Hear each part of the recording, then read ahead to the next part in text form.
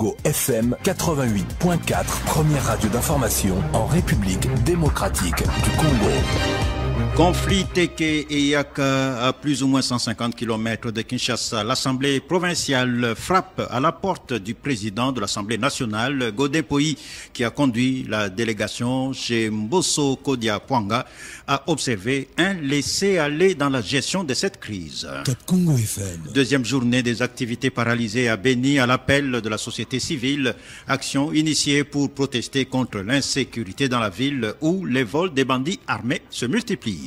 Top Congo FM. Polémique autour de l'audit du fichier électoral. Le choix des personnes désignées par la CENI pour procéder à l'audit divise.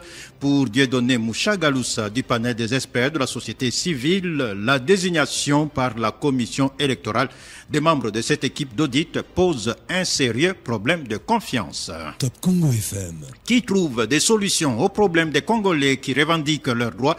Tout le monde pense que la solution, c'est atteindre directement le chef de l'État, les agents et cadres du secteur de santé en RDC qui n'ont pas reçu la paye complémentaire entonne actuellement le refrain.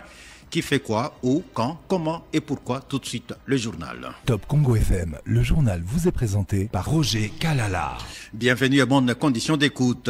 Conflit Teke et Yaka à plus ou moins 150 km de Kinshasa. Une situation qui inquiète l'Assemblée provinciale qui a observé un laisser-aller dans la gestion de cette crise.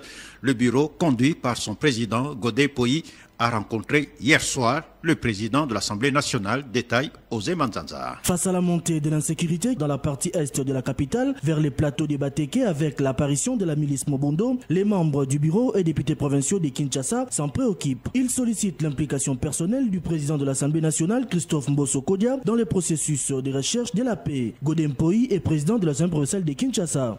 Ce qui nous inquiète, ce sont ces tueries récurrentes, c'est cette insécurité à la porte de la ville de Kinshasa entre Teke et Yaka. C'est ce que nous étions venus au pied du président de l'Assemblée nationale pour qu'il réveille le gouvernement et que cette question soit traitée avec beaucoup de tact parce que Kinshasa, c'est le siège des institutions. De son côté, le président de la Chambre basse du Parlement a promis de s'impliquer. Christophe Mbosso Kodia. L'Assemblée nationale se joigne à eux pour ramener la paix au niveau de la ville et surtout intervenir auprès du gouvernement central afin que le gouvernement central dote la police de la ville de Kinshasa de tous les moyens qui leur permettent de faire face à cette insécurité qu'il y a dans la ville. Il faut dire que la ville de Kinshasa connaît ces jours une situation particulière d'insécurité avec d'un côté la montée de la criminalité urbaine, communément appelée Kuluna dans plusieurs municipalités, et l'apparition de la milice Mobondo vers le plateau de Bateke. Osé Manzanza et la chasse aux bandits urbains dans la province du Kwilu. On en parle. 13 jeunes appelés Kuluna ont été arrêtés par la police à Panou. Ils auraient frappé le bourgmestre de cette commune rurale qui était descendu sur le terrain pour conduire une action de pacification dans un quartier.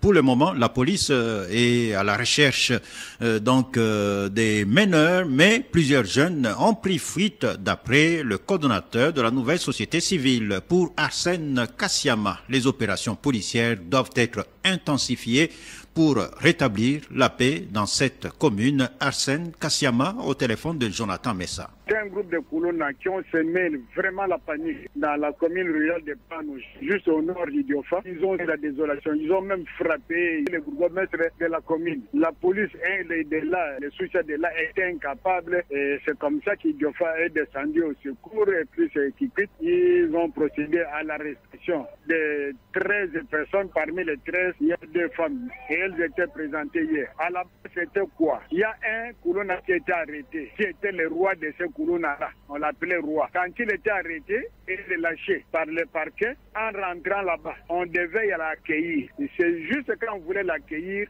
et l'autorité de l'autorité politico-administrative voulait interdire. Non, ces jeunes gens-là portaient des manchettes. Au bourgmestre, on l'avait même frappé. Et il s'était même placé. La police, les Suisses de là étaient incapables. Et c'est ça qui a fait que la police de Diofet est allée au secours, qui prit même. Et on avait appréhendé les 13 là qui ont été présentés. Arsène Kassiama, coordonnateur de la nouvelle société civile. Rendons-nous à l'est de la RDC. Deuxième journée des activités paralysées à Béni. À l'appel de la société civile, c'est au Nord Kivu, action initiée pour protester contre l'insécurité dans la ville où les vols des bandits armés se multiplient. De nombreuses familles sont victimes des visites agitées et des violences presque chaque jour la nuit. Pour les organisations à l'origine de cette action de protestation, le mouvement pourrait être prolongé. Correspondance Erickson Louemboué. Jusqu'à présent, la population maintient la pression. Presque un mois en train de tuer les gens, piller les biens de la population et prenons-nous à charge. Nous allons même étudier d'autres mécanismes légaux pour obliger les autorités à bien faire leur travail. L'État a une mission préventive, celle de sécuriser la population. Donc, on ne devrait pas assister à des incursions nocturnes comme ça. L'État est démissionnaire. Que les députés puissent mettre fin à cet état de siège, puisque ce sont eux qui sont en train de proroger. Le colonel Kahumba est le commandant de la police ville de Béni. Il y a des dérapages. Ils doivent recadrer les choses pour que nous puissions parler le même langage. Aujourd'hui, les enfants n'ont pas étudié. On est en train maintenant de brûler des pneus sur les acteurs même du macadam. La libération des criminels civils et militaires par l'application de l'ordonnance du chef de l'État, collectif de grâce par le parquet civil et militaire de Béni, a exacerbé l'insécurité dans la ville de Béni. Cependant, Pascal Mouliwavio, le vice-président de la société civile à Béniville, recommande la levée immédiate de la mesure de l'état de siège qui est stérile jusqu'ici. Nous interdisons aux députés nationaux de fouler leurs pieds à Béni avant la levée de cette mesure de l'état de siège. Les remplacements sans délai du procureur de la République près le tribunal de grande instance de Béni. 2 civils ont été blessés par les manifestants et la police a interpellé une dizaine de manifestants. Erickson Louemboué, Béni, Congo FM. La peine de mort décidée par le tribunal militaire de garnison de Kisangani contre le caporal François Kilongue, c'est un élément de la force aérienne qui avait tiré sur un militaire de la garde républicaine samedi dernier à l'aéroport de Simisimi. Le procès en procédure de flagrance a été bouclé à l'état-major du 33e groupement aérien. L'avocat du prévenu promet d'interjeter appel contre la décision du tribunal. Elle lutte contre l'action de destitution déclenchée par l'Assemblée provinciale. La gouverneure de la province de Tanganyika, Julie Gungwa, a pu saisir la Cour constitutionnelle pour obtenir l'annulation de cette décision. Et l'un des proches collaborateurs de la gouverneure, le conseiller technique Valentin Ousseni, affirme, lui, que les 14 députés qui avaient voté ont fait le forcing. Il estime que la motion de défiance qui visait Julie Gungwa devait être votée 48 heures après être déposée au bureau et non le même jour comme les députés l'ont fait. Il relève encore que la confusion était totale dans la salle et le vote n'est pas allé jusqu'à la fin. Valentin Ousseni au téléphone de Fabien Kambinzi. Madame le gouverneur a saisi la Cour constitutionnelle. C'est vous qui dites qu'elle a été destituée, mais il faut d'abord relativiser les choses. Comment la question orale avec le débat va se transformer en une motion.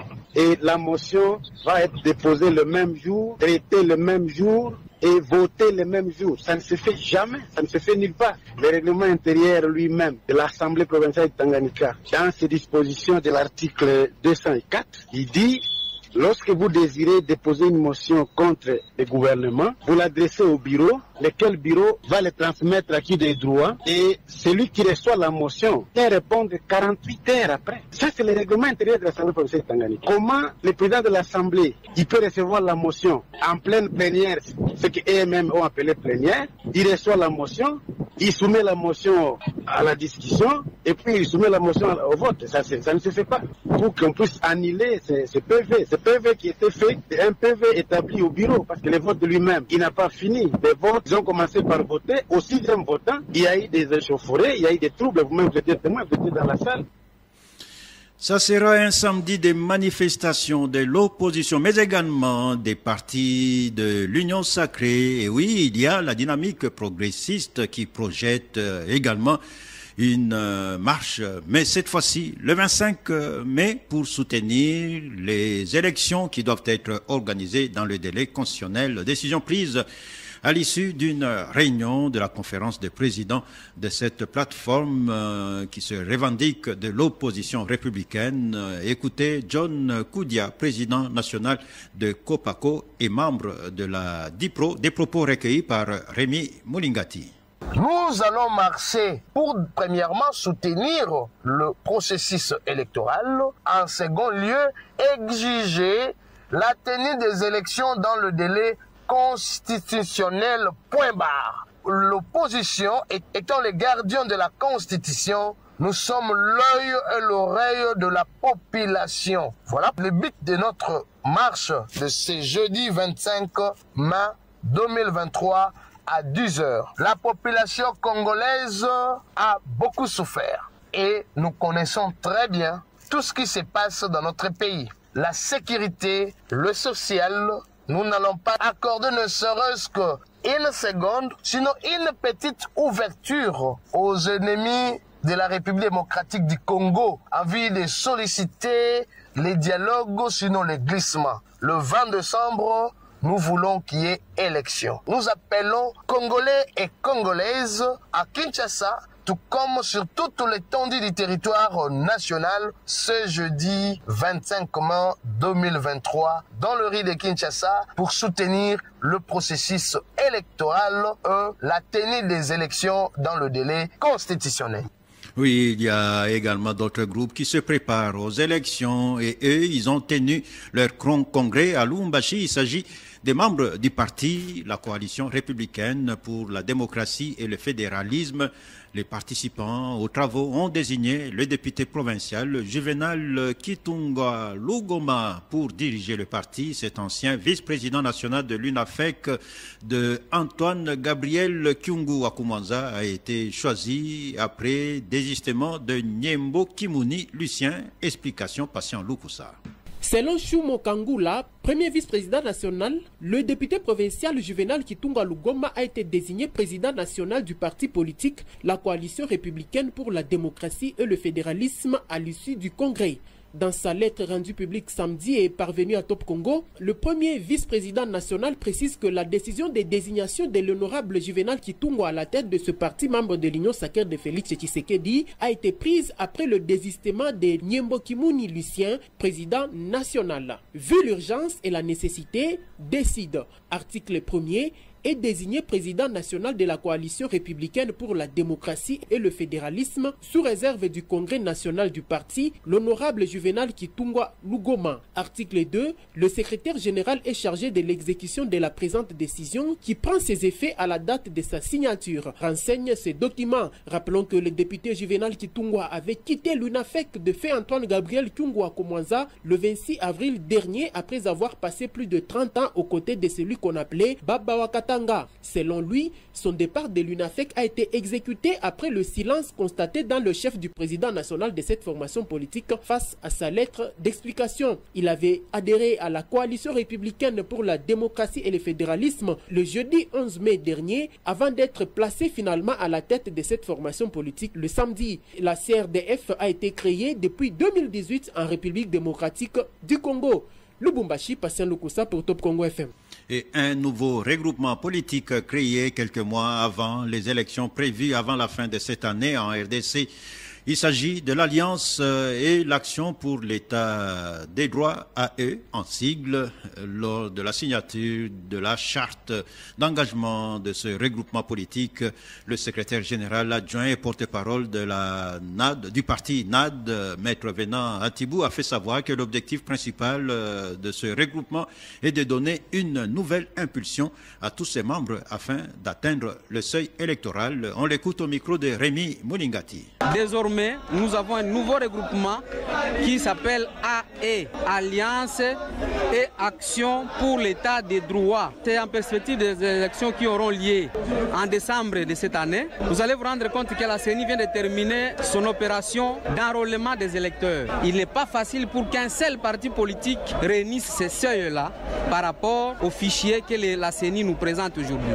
Et donc, c'est pour permettre à ce que les candidats que nous allons aligner dans toutes que les circonscriptions au niveau national et au niveau provincial soient en mesure d'être proclamées élues avec ces macro-regroupements que nous venons de créer aujourd'hui. Imaginez-vous qu'il y ait 50 partis politiques qui se réunissent. Nous sommes confiants, nous sommes déterminés, nous sommes totalement rivés vers les élections de décembre 2023. Je demande à tous nos membres partout dans l'ensemble du pays de comprendre aujourd'hui que désormais l'ABCE, désormais la NAD est déjà dans un autre regroupement où nous avons beaucoup d'autres regroupements qui sont à l'intérieur, beaucoup de partis politiques aussi qui s'engagent, ce qui va nous donner un souffle nouveau du point de vue politique et du point de vue de l'engagement électoral. Notez que les partis politiques CCU de Lambert Mende, Congo Star de Marie-Ange Lukiana sont membres de ce regroupement. Redynamisation et réarmement moral au sein de la génération Congo Nouveau, ASBEL, évoluant pour la promotion des valeurs républicaines. Le secrétaire général adjoint chargé de contrôle et inspection des activités du parti politique AREP était en matinée politique restreinte, question d'échanger avec les responsables des fédérations sur son adhésion à ce parti de l'Union sacrée, occasion également d'organiser des nouvelles adhésions. Détail Walter Couille. Après avoir pris ses fonctions de secrétaire général adjoint du parti Agissons pour la République de Guy Luandomboyo, Camille Richard Kalele a fait une visite d'inspection des installations logeant les services du parti. Du siège national en passant par l'interfédération de la ville de Kinshasa, il a lancé un appel pressant pour se tenir prêt aux élections. Témoignage. Il a trouvé le partenaire qu'il faut à la G5 pour que le projet de société que nous nous sommes assignés devienne une réalité, car ayant aujourd'hui un support politique pour sa réalisation. Pourquoi avoir adhéré à la REP?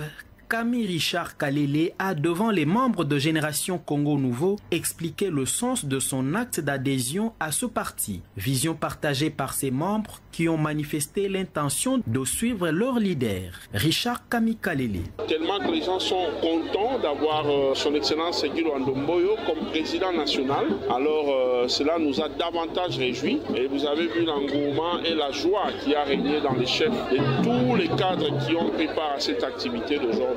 Le secrétaire général adjoint de la REP promet multiplier ses descentes sur terrain pour s'assurer de la bonne préparation des élections. Polémique autour de l'audit du fichier électoral. Le choix des personnes désignées par la CENI pour procéder à cet audit divise l'opposition. Vous le savez, exige un audit par des organisations indépendantes. Pour l'expert de la société civile de la RDC, Dieudonné Mouchagaloussa, cette nouvelle façon de faire, de nommer des gens, donc pose un sérieux problème de confiance et jette l'opprobre sur tout le processus en cours. Il affirme que contrairement aux audits précédents, l'audit actuel risque d'être compromis dans la mesure où les personnes désignées seront soumises aux injonctions de la CENI qui les a recrutées pour ce travail. Dieudonné Mouchagaloussa au téléphone de Myriam Iragui. L'audit du fichier électoral externe a été prévu par la CENI elle-même. Donc il n'y a aucune raison que la CENI puisse violer son propre calendrier, sinon il va jeter de l'opprobre sur la suite. C'est la CENI elle-même qui avait invité l'OIF à l'époque pour venir auditer le fichier électoral, même tous les fichiers précédents. Il n'y a aucune raison aujourd'hui. C'est comme si la CENI n'est pas convaincue de son fichier, n'a pas confiance au travail et il veut cacher quelque chose. Qu'est-ce qui vous dérange justement dans les choix des personnes qui vont procéder à cet audit? Le fait de vouloir recourir à des individus, à des personnes, évidemment, qui peuvent avoir une expertise dans le domaine, ne rassure pas parce qu'à ce moment-là, ces personnes seront soumises au cahier des charges, seront soumises à la ligne de conduite, à ce que la CENI va donner comme méthodologie de travail. Ces personnes-là n'auront pas la main libre, comme ce sont des individus recrutés par la CENI et pas en termes d'organisation. Donc c'est un travail qui sera bâclé, qui va être fait et ça n'augure aucune confiance. Or, comme nous savons, pour la CENI des élections, il faut une triologie. La CENI comme pouvoir organisateur, les fichiers électoraux comme électeurs et les compétiteurs.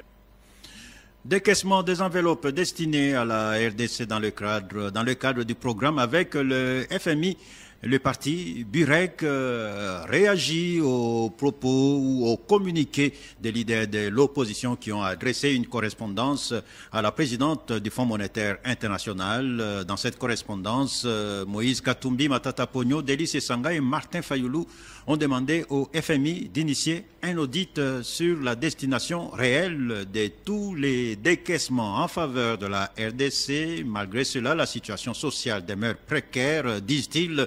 En réaction, un cadre du Burek, Jérémy Kiloubou, est l'un des communicateurs de la République, indique que la démarche de l'opposition ne les effraie pas. Il affirme que le chef de l'État ainsi que le gouvernement se sont inscrits dans la logique de la transparence dans la gestion des finances. On l'écoute, des propos recueillis par Myriam Bokechou.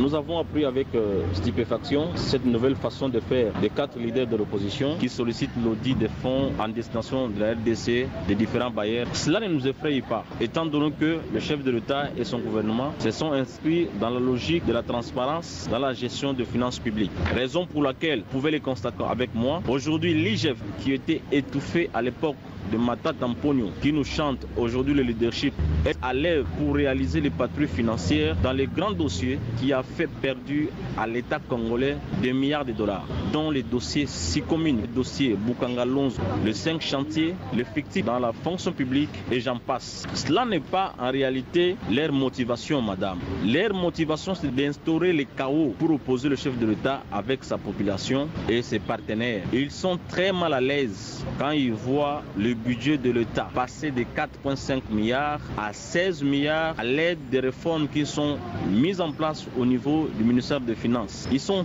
très mal à l'aise de voir la gratuité de l'enseignement être effective. Ils sont très mal à l'aise de voir les programmes de développement des 145 territoires. Nous appelons la population congolaise à la vigilance. La réussite de Félix Tshisekedi fera développer le pays. Si Félix Tshisekedi échoue, c'est le Congo qui va reculer. Nous appelons à la mobilisation, tous derrière le chef de l'État. L'opposition est en perte de vitesse. Crise de maïs ou pénurie de maïs dans le Haut-Katanga, mais également dans l'espace Kasaï. Quelques réactions enregistrées après l'annonce des mesures prises par le gouvernement. Vous le savez, le gouvernement a décidé de suspendre durant 6 mois les droits et taxes à l'importation de maïs, mais également les droits et taxes à l'importation des intrants agricoles et engins. Et la FEC Kasaï s'en réjouit. Wilfried Boukassa, président provincial de la FEC, estime que le gouvernement devrait aussi miser sur la production locale pour résoudre définitivement cette pénurie de maïs. Wilfried Boukassa au téléphone de Myriam Bokechou.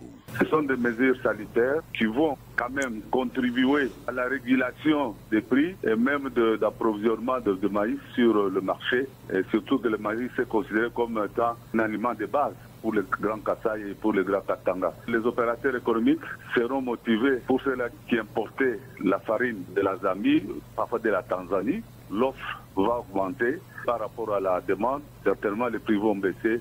Pour des solutions durables, c'est avec beaucoup plus de mesures pour les intrants agricoles. Pour les agriculteurs, parce que ça sera déduit de droits de douane, j'espère que ça pourra aussi influencer positivement pour que nous ayons beaucoup plus la production pour la saison, avec la saison A qui va bientôt commencer. Des effets se faire sentir et cela pourra se confirmer l'année prochaine. Le sac de maïs est arrivé jusqu'à 80 000. 85. Souvent dans notre pays, on prend toujours des mesures, mais dans leur application, il y a toujours une certaine faille. Ceux qui sont appelés à appliquer, parfois ils veulent rester dans leurs habitudes courantes, parce que dans ces habitudes courantes, ils se retrouvent, les décideurs, puissent veiller qu'au niveau de l'application, que cela puisse être respecté et observé comme tel. À ce moment-là, ça permettra que les effets escomptés puissent être ressentis dans l'effectivité. Le président de la FEC Kasaï, Wilfried Boukassa, au téléphone de Myriam Bokechou. On parle programme de développement de 145 territoires. Qu'est-ce qui est fait dans la province du Sud Kivu On fait le point avec notre permanente dans la région, Grace Lola. Plusieurs mois après le lancement du projet des 145 territoires dans la province du Sud Kivu, l'inquiétude s'installe dans le chef de la population qui ne sait plus si le projet sera effectif. C'est le cas du territoire des Cabarets où la société civile parle déjà de la spoliation des terrains concernés. Plusieurs terrains qui ont été identifiés pour accueillir ce projet, notamment la concession au chef-lieu à Chirunga, est actuellement spoliée. Cette question nous choque beaucoup et nous risquons de perdre ce projet. Il y a plus de 10 maisons que ces terrains allaient accueillir. Malgré cette situation, certains travaux sont en cours à Cabaret. Il s'agit de la construction du bureau de l'administrateur du territoire et d'un centre de santé se trouvant en Ninja. Dans le territoire d'Idjui, seule l'école primaire Mukaba en chefferie de Rubenga est en construction dans le cadre de ce projet. À Mwenga, le PERA et le bureau de l'administrateur du territoire sont déjà en pleine construction dans la chefferie de Basilé. À Walungu comme à Chabunda, l'heure est au mesurage et à la délimitation des terrains. Par contre, à Kali, Fizi et Ouvira, rien n'a encore été fait. C'est du nouveau quand on parle des projets de 145 territoires. Dans la partie sud Kivu, rien n'est visible. Il n'y a aucun projet concret qui a été lancé. Les communautés de ces 8 territoires du Sud Kivu attendent impatiemment la matérialisation de ces projets pour le développement et le désenclavement de leurs entités. De Bukavu, grâce Lola pour Top Congo FM. Une ville morte a été observée lundi dans la ville portuaire de Boma au Congo central. C'est à l'appel de la société civile et les autorités ont pu rencontrer donc les organisateurs de cette action à l'issue d'un échange lundi. Le vice-premier ministre, ministre de l'économie nationale, Vital Kamerhe, et le gouverneur du Congo central affirment que cette mesure sera appliqué donc pour la reprise effective des activités au port international de Boma et l'application de l'arrêté du 23 janvier relatif au contrôle technique au seul port de Boma, d'après Apollinaire Soka. Notez que les discussions sont en cours avec toutes les parties prenantes pour une bonne application de ces mesures. Les deux personnalités ont aussi passé en revue d'autres questions économiques impliquant la province du Congo central. Écoutez le gouverneur du Congo central, Guy Bandou. La province du Congo central est le troisième contributeur au budget de l'État. Les ports que nous avons sont situés au niveau de la province du Congo central et c'est la porte d'entrée pour la majeure partie des importations. Et donc, lorsqu'on parle de l'économie à grande échelle du pays, forcément la question logistique est une question de base pour pouvoir réguler ou en tout cas contrôler le prix du panier de la ménagère. Et donc nous avons aussi reparlé de la question vitale de la réhabilitation de la voie ferrée sans laquelle la question logistique ne trouvera pas de solution. Vous rencontrez le VPM au moment où il y a une pression dans la ville de Boma. À quand l'application de cette mesure, recommandant donc les déchargements de véhicules usagés au port de Boma? Alors, nous en avons justement parlé. La mesure que nous avons prise était dans ce sens-là, de pouvoir utiliser ces ports et éviter qu'il y ait un engorgement. Il faut absolument désengorger les ports existants et remettre en activité les ports que nous avons, dont celui de Boma. Alors, l'arrêté ne souffre pas de quelconque blocage au point de son exécution, mais vous savez qu'une question portuaire invite plusieurs acteurs. Notamment les armateurs, et il n'y a pas seulement le port en lui-même, mais il y a plusieurs acteurs qui interviennent dans la vie même du port, notamment les armateurs. Et en parlant d'armateurs, il y a justement la Fédération des entrepreneurs congolais que je vais rencontrer pour essayer d'aplanir certaines zones d'ombre sur l'interprétation même de cet arrêté, afin qu'on puisse trouver rapidement un point de chute et que les activités reprennent au niveau du port de Boma. À Kinshasa, on a presque oublié l'attraction de la foire internationale de Kinshasa. La FIKIN est en voie d'être réhabilitée par l'État congolais. Véritable cadre des échanges commerciaux et une véritable attraction pour les jeunes vacanciers. La foire est devenue pendant un peu plus de 30 ans une véritable, comme dans la jungle, je voulais dire, pour Didier Kabampele, directeur général. La foire internationale de Kinshasa doit non seulement être réhabilitée, mais elle doit aussi répondre aux exigences de la modernité. Il est au téléphone de King Munga. Je vous confirme que l'entreprise turque Milves est bel et bien dans nos installations pour la modernisation de la foire internationale de Kinshasa. Cet établissement public a connu trop de problèmes. Premièrement, il y a eu des pillages que vous n'ignorez pas, ce qui lui a pas permis d'organiser encore des éditions foraines. Et actuellement, avec la présence encore de la police dans son enceinte, ça ne permet pas à cet établissement de pouvoir organiser les éditions foraines. Dans sa mission première, cet établissement a été créé justement pour organiser les activités foraines sur le plan national, provincial et international. Donc la FICIN est une autorité de régulation des activités foraines. D'abord, la mission de la FICIN, ce sont les éditions foraines. Donc cette entreprise va réhabiliter, va reconstruire. Hier, on appelait pavillon, mais aujourd'hui, ça sera des malls, un mall, centre commercial, des stands, pour permettre aux exposants à venir exposer, bien dit, sur le plan national, provincial et aussi international. Donc, la FICIN aura à recevoir des entreprises multinationales qui viennent exposer leurs biens dans la foire. Ce sont des travaux qui ne prendront pas beaucoup de temps, logiquement, oui. Didier Kabampele, directeur général de la Foire internationale de Kinshasa. Plusieurs personnalités religieuses et laïques sont les produits de cette école. Le petit séminaire Jean Berkmans de l'Infou fête son centenaire ce 27 mai 2023. Et pour immortaliser cette célébration, plusieurs activités sont prévues dans cette partie du Congo central. Les anciens et les nouveaux de l'Infou vont saisir cette occasion pour collecter les fonds en vue de réhabiliter leur établissement vieux de 100 ans. Les préparatifs sont en cours pour la réussite de cet événement. Détail Mamichela. Pour Monseigneur Jean-Crispin Kimbeni, archevêque de Kisantu, la célébration de ce centenaire doit marquer les esprits. Malgré toutes les difficultés qu'il y a, nous avons vraiment voulu fêter ce centenaire et nous pensons, dans la mesure du possible, graver ce centenaire sur le rocher pour qu'on sache que l'Info a fêté son centenaire et il y a des choses qui restent et des personnes qui sont passées par là qui ont un prestige. Plusieurs activités sont prévues pour les festivités du 100e anniversaire du petit séminaire de l'Info. Il y a notamment les rencontres sportives, les pièces de théâtre, les danses traditionnelles et une messe d'action de grâce.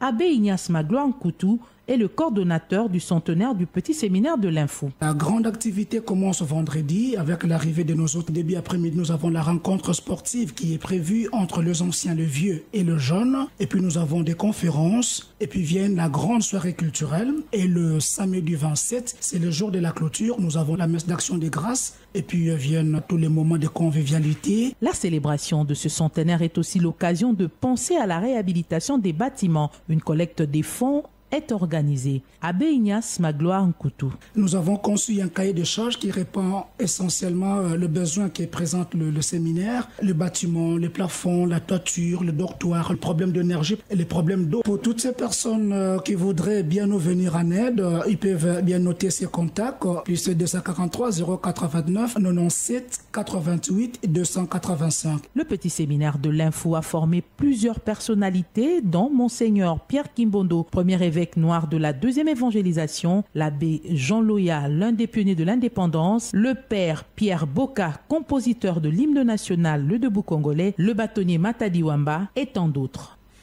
Les détenus de la prison centrale de Banzangungu ont pu recevoir des vivres et autres produits. C'est environ 400 pensionnaires. C'est donc un don de la fondation Mavos Lukaou, une association sans but lucratif qui lutte pour le bien-être social et humain des personnes vulnérables dans les territoires de Banzangungu. Reportage d'Annie Kindazita. Conduite par le président de la fondation Mavos Lukaou, Jonathan Tsimba, des biens en vivres et non-vivres composés principalement de sacs de riz, du sel, des bidons d'huile et des vêtements ont été remis aux détenus de la prison centrale de Mbanzangungu. Nous sommes venus visiter les prisonniers ici à Mbanzangungu dans le cadre des objectifs de la fondation Mavos Lukaou, car notre devise est « Je m'aide en aidant les autres ». Nous ne sommes pas venus main vide, nous avons apporté les vivres et non-vivres. C'est pour cela que nous demandons aussi aux gens de bonne volonté, spécialement à notre distingué première dame, Maman Denise Nyakero Tshisekedi, de nous accompagner, de nous financer. Et nous disons aussi merci à tous les partenaires et aux membres qui m'ont accompagné. Les directeurs de la prison Trésor Malonda ainsi que les pensionnaires de la maison carcérale de Mbanza-Ngungu ont salué l'acte de générosité posé par la fondation Mavos Lukao. Matadi Danikindanzita Top Congo FM.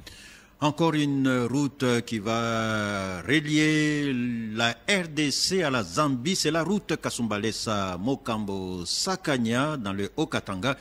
Les travaux sont exécutés par l'Agence congolaise des grands travaux et le conseiller principal du chef de l'État en charge des infrastructures, David Moukeba, s'est rendu sur le chantier pour une visite d'inspection. Il s'est dit satisfait de l'avancement des travaux. Détail José Ipachi. Accompagné de plusieurs collaborateurs dont l'Agence congolaise des grands travaux, le conseiller principal du président de la République en charge des infrastructures, David Moukeba Kalengai, a parcouru les 145 km du projet de construction de la route Kasumbalesa-Mokambo-Sakanya. L'objectif de cette descente sur ces sites, à quelques mois de la réception provisoire de cette route, était d'évaluer la réalisation de ce projet initié en 2019, année de la signature du contrat. 3 composantes font ce projet, la route en elle-même, le parking de Mokambo d'une capacité de 3000 camions et les ports secs de Lukangaba d'une capacité de 8000 camions. Sous l'encadrement de la CGT, maître d'ouvrage délégué du ministère des Infrastructures et Travaux Publics, c'est un exploit qu'a réalisé la firme CCECC en construisant la route en 18 mois seulement. Cette œuvre, une des premières réalisations du mandat de Félix-Antoine Tshisekedi Tshilombo sous le mode de partenariat public-privé, est un motif de satisfaction pour David Moukeba Kalengai. Ce projet a connu l'implication personnelle de son Excellence Monsieur le Président de la République. Je me souviens, il y a plus de presque 3 ans, lorsque nous venions ici pour lancer les travaux, d'aucuns pouvaient croire que ça allait se réaliser dans un si bref délai. Mais aujourd'hui, nous pouvons dire que nous avons une satisfaction partielle parce que la première partie est là, la route est traficable, à la grande satisfaction de la population. Il faut dire bravo à son Excellence Monsieur le Président de la République, Félix-Antoine Tshisekedi, affectueusement appelé par le peuple congolais Fatih des temps. Et ici, nous venons de parcourir un projet bétonné. Voilà, c'est du dur et c'est vraiment du dur, je peux vous rassurer. Les concessionnaires Jiayu, qui a financé ce projet avec 229 millions de dollars américains, aura récupéré son investissement en exploitant 4 postes de péage, dont 2 entre Kasumbalesa Village et Mokambo, et les 2 autres entre Mokambo et Lukangaba à la frontière avec la Zambie. José Ipachi, y a-t-il vraiment un responsable qui trouve des solutions aux problèmes des Congolais qui revendiquent leurs droits?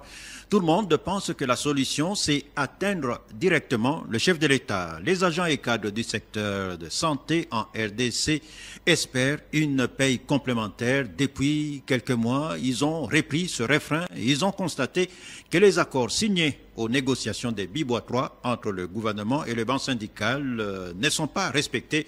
Aucune instruction n'a été donnée pour la paye complémentaire. Jean-Fidèle Boyo, coordonnateur de l'intersyndicale de la santé en RDC, au micro de Béro Matanda. Nous avons le regret de vous annoncer ce qui se passe dans notre secteur santé. Le calendrier d'exécution des accords signés entre le gouvernement et le banc syndical dans les travaux de Bibois 3 n'est pas respecté. Tenant compte du calendrier de la paye, nous constatons une léthargie politique dans l'exécution de nos résolutions. Les informations à notre possession démontrent à suffisance que la paye complément pour le secteur santé n'aura plus lieu. Parce qu'il n'y a pas une instruction jusqu'à preuve du contraire qui nous affirme qu'il aura paye complément. Raison pour laquelle nous sollicitons l'intervention du président de la République et chef de l'État pour mettre en confiance les agents et cadres du secteur santé. Nous estimons que dans cette phase préélectorale, il n'est pas bon de chauffer les cerveaux des travailleurs. Sinon, ils risqueront de prendre une décision qui ne sera pas favorable vis-à-vis de la communauté parce qu'ils doivent défendre leurs droits reconnus par la Constitution de notre pays. Et nous demeurons optimistes tout en étant désolés. Autre problème, c'est l'alignement des médecins à la prime des risques professionnels. Le processus n'avance pas. constat fait par la Coordination nationale des médecins non primés de la RDC. Les médecins membres de cette structure réclament la concrétisation des engagements pris par le gouvernement lors des travaux de Bibois 3. C'était au mois de mars dernier.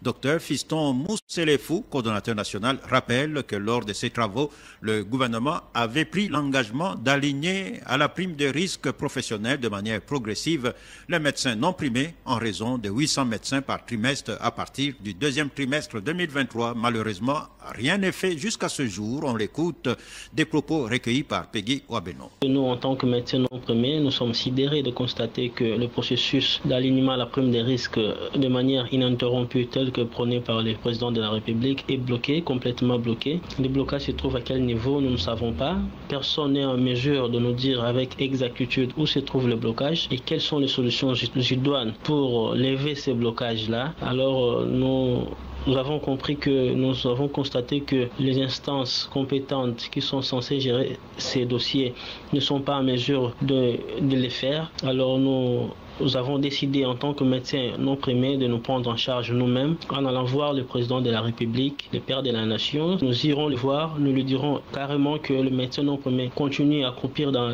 la misère et que les accords signés à Bibois récemment n'ont jamais été respectés. Nous, en tant que médecins non primés, nous revendiquons l'alignement à la prime des risques de manière ininterrompue sur base d'un fichier consolidé, verrouillé et certifié, programmé. Donc ces accords-là qui donnent lieu à l'alignement de manière ininterrompue pour le médecin non primé ne sont jamais respectés. Province de la Chopo, comment agir pour anticiper la gestion des incidents sanitaires, notamment les catastrophes et épidémies qui surviennent dans la province? Question au centre de l'atelier d'identification des dangers, des menaces et évaluation des risques. Travaux lancés lundi. Ces travaux sont organisés par l'Institut national de santé publique avec l'appui du Centre de contrôle des maladies. Explication Godlive Omondo. Durant 5 jours, soit du 20 au 25 mai courant, ces experts en santé et en environnement vont évaluer les possibilités de l'arrivée des urgences sanitaires et autres catastrophes en vue d'anticiper les interventions éventuelles y afférentes. Pour le professeur Christophe Ngandou, la finalité est notamment d'avoir un profil de risque des urgences de santé de chacune des 3 provinces pour guider les actions à venir. Au sortir de cet atelier, nous allons avoir un profil des risques des urgences de santé publique pour chacune des 3 provinces. On saura au moins que les provinces sont exposées à tel ou tel autre risque en termes de catastrophes, en termes d'épidémies, en termes de catastrophes naturelles. Pour le chef de division provinciale de la santé Chopo, l'application d'un plan d'urgence nécessite des moyens. Et ces moyens, notamment des stocks d'urgence, doivent être mis à la disposition des provinces pour une riposte en temps favorable. Dr Francis Baelongandi. Les différents partenaires, y compris notre gouvernement, puissent s'engager à y mettre les moyens, pas au niveau national, mais au niveau provincial. L'on dote les provinces des stocks d'urgence et des fonds, même virtuels, qui peuvent être mobilisés à tout moment. Le partenaire SDC Atlanta, dans son système de gestion des urgences, dit avoir prévu des interventions avec un système capable de gérer et répondre aux urgences pour une santé sécuritaire en RDC. Godlive Omondo, Kisangani, Top Congo FM. Top Congo FM 88.4, première radio d'information en République démocratique du Congo. Notez pour l'essentiel de l'actualité, conflit Teke et Yaka à plus ou moins 150 km de Kinshasa, l'Assemblée provinciale frappe à la porte du président de l'Assemblée nationale, professeur Godin Poyi, qui a conduit la délégation à observer un laisser-aller dans la gestion de cette crise. Top Congo FM. Deuxième journée des activités paralysées à Beni, au Nord Kivu, à l'appel de la société civile. Action initiée pour protester contre l'insécurité dans la ville où les vols des bandits armés se multiplient. Top Congo FM. Et polémique autour de l'audit du fichier électoral. Le choix des personnes désignées par la CENI pour procéder à l'audit divise pour Dieudonné Mouchagaloussa du panel des experts de la société civile de la RDC. La désignation par la commission électorale des membres de cette équipe d'audit pose un sérieux problème de confiance. Top Congo FM. Voilà, ainsi s'achève ce journal qui porte les signatures de Myriam Iragi King, Munga Ose Manzanza, Myriam Bokechu, Dieu merci, Lusakumunu, journal mis en onde par Chris Bivula et réalisé sous la coordination de Peggy Wabeno. Vous nous avez suivis en direct sur YouTube grâce à Théo Lusakweno, Dani Zayobi, Patrick Mungongo, Didi Binsika. Vivez en paix toujours à l'écoute de Top Congo FM. 5 éditions, 18 bulletins d'information. Top Congo FM 88.4, première radio d'information en République démocratique du Congo. Une rédaction en contact permanent avec ses auditeurs. 080 812 812. Information avec Top Congo FM 24h sur 24, 7 jours sur 7.